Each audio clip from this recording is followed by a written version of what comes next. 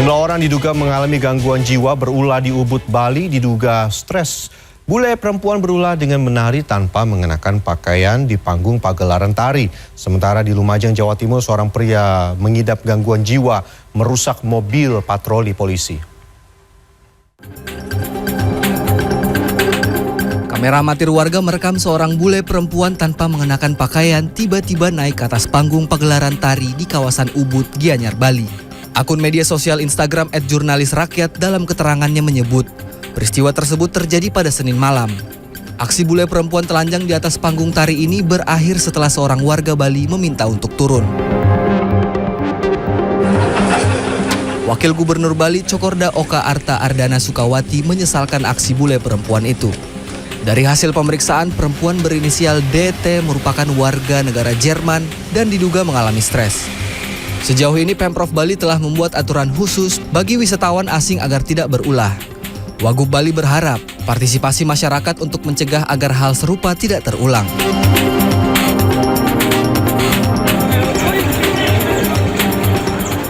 Di Lumajang, Jawa Timur, mobil patroli milik Polsek Tekung rusak parah di bagian kaca setelah dirusak seorang pria yang mengalami gangguan jiwa pada Kamis siang.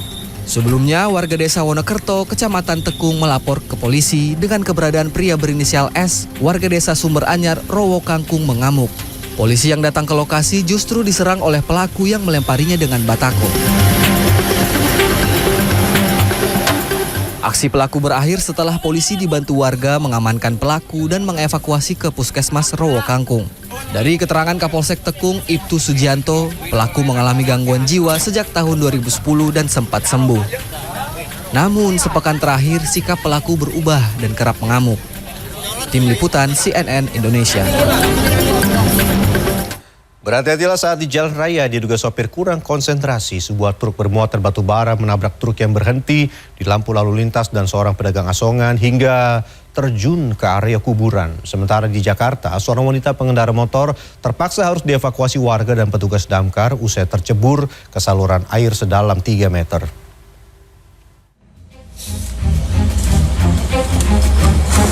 Sejumlah warga berusaha menyelamatkan korban kecelakaan truk yang terjun ke area makam di dekat lampu merah Kadilangu, Jalan Lingkar Pantura, Demak pada Kamis siang. Saksi mata menyebut, truk batubara yang melaju dari arah Surabaya menuju Semarang ini tidak berhenti saat lampu lalu lintas menyala merah. Truk sempat menabrak truk lain di depannya. Sopir truk yang kaget kemudian membanting setir ke kiri hingga menabrak pedagang kedelai rebus di pinggir jalan. Truk baru berhenti setelah terjun ke area makam.